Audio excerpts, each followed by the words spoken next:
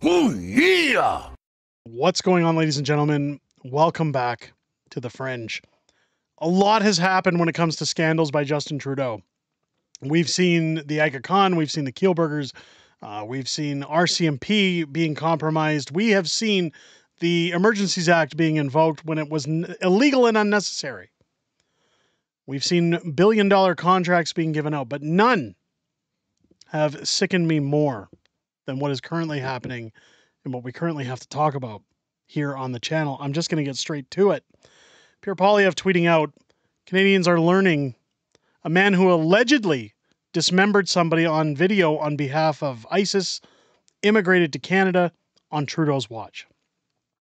Last month, police arrested him and his son while they were allegedly planning a terror attack in Toronto. Who in Trudeau's government, is responsible for this massive failure?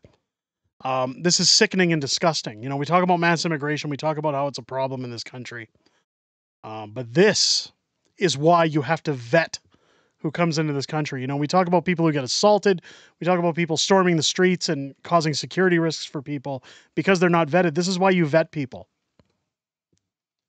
I can't play this clip because this is part of how Justin Trudeau's propaganda outlet stops people like me from reporting on these things, is that anytime we show these clips, they just flag it as a copyright strike, and then it gets pulled so that you guys can't see it. So instead, we'll go over an article here on the channel. Colossal failure. Conservatives call for hearings into how terror suspects came into Canada. Federal Conservatives say Canadians deserve answers about the immigration and security screening processes undertaken for a father and his son the RCMP recently charged in connection to an alleged foiled Toronto plot.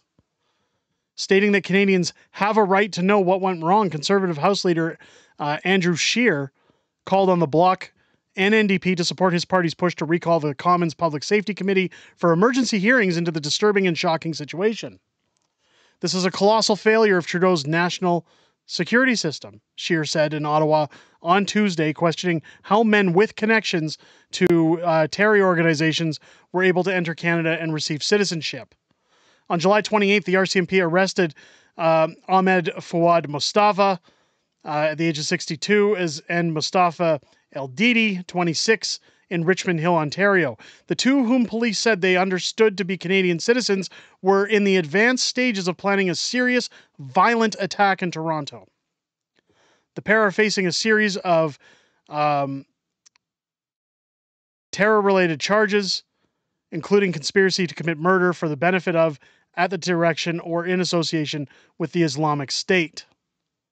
While most of the charges stem from alleged activities undertaken in this country, the father was also charged with committing an aggravated assault outside of Canada in June 2015 for the benefit of a group. So, why is this guy here? I'm sure they've all fallen under Trudeau's catch and release program because it'd be racist to prosecute them.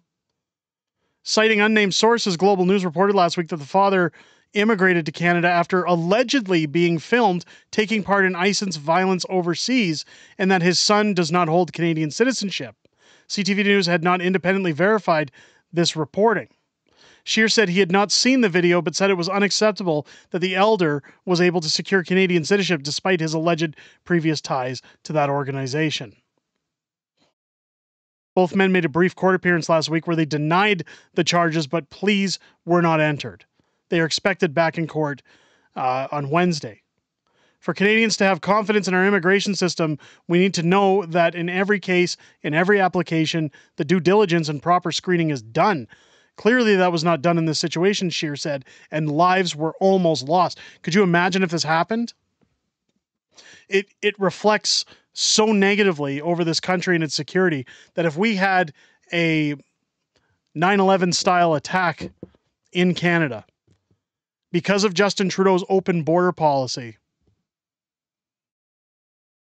I mean, this is why I've said countless times, it's not about racism. It's not about, I've always said this country is built off of immigrants. The only way we get ahead is by bringing in people that actually want to come here, join society, get jobs, contribute, pay taxes, assimilate, and be a part of Canada and be proud to be Canadian. But there's a security process, there's vetting, there's screening. You don't just say, come on in, the door's open.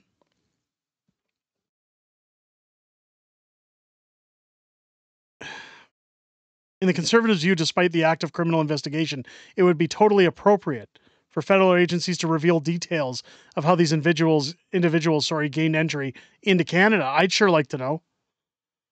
Whether there may be others at large with links to organizations and what's being done to prevent similar situations from unfolding again. The party has also written directly to Public Safety Minister Dominic LeBlanc, demanding the release of further details surrounding the pair's foiled plots. Keep in mind that the individuals responsible in the 9/11 attacks actually came through Canada into the United States. So again, we've dropped the ball before, and it looks like we're continuing to. Apparently, you're only stopped at the border if you're an actual Canadian citizen. Conservatives leader in the Commons said LeBlanc would be the first witness they would like to see called to testify, followed by national security officials for who oversees citizenship applications. Scheer didn't say if his party has engaged in any behind-the-scenes conversations with the Bloc or NDP about their potential support in this push before going public on Parliament Hill, citing the two parties' summertime track record of rejecting other Conservative proposals for emergency committee hearings as the motivations for Tuesday's move. In a statement, the offices of LeBlanc and Immigration Minister Mark Miller said that the RCMP has shared what can be shared at this time. The Conservatives would rather risk undoing the tremendous work of our security agencies just to score a few political points.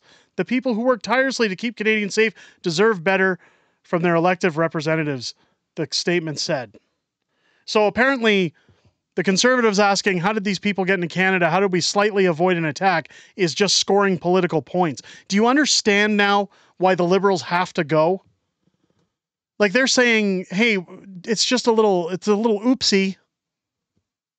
They're just looking to score points. We will leave it to them to do their work and ensure that those who would seek to threaten the safety of our country be held responsible for their actions. This is ridiculous. This is the clown country we live in. They're more worried about gender medications and tampons in bathrooms than catching people coming in that are parts of mass terror organizations that aim to harm and inflict harm upon Canadian citizens. Whether you live in the riding of a Liberal MP or not, you should be sending letters, you should be calling their offices, you should be demanding their resignation to make those kind of statements that it's just political points. This is absurd. It's treason. And I really have nothing more to say on the subject other than let me know what you guys think down below in the comments. If you enjoyed the video, please make sure to leave a thumbs up and a comment. It does help push this video out. Again, I've had to watch how much I use the T word in this video because, again, the algorithm punishes those things. However, if thumbs up and comments are left, it does help push it out into the algorithm a little bit. So if you enjoyed it, make sure to extend that courtesy to the channel. If it is your first time here, I hope the video has earned your subscription. Make sure as you're hitting that subscribe bar, you hit the bell for notifications. Join me live on the channel each and every Friday night for Friday Night Fringe, our weekly live streaming show, where we go over everything that's happened this week in politics, everything coming up in the week ahead, and a little bit of back and forth within the community. I always look forward to hearing what you guys have to say in and out of making those videos, and hearing what you'll have to say when we talk about this subject in particular. I hope you guys found this video informative and have a great rest of your day. I'll catch you on the next one.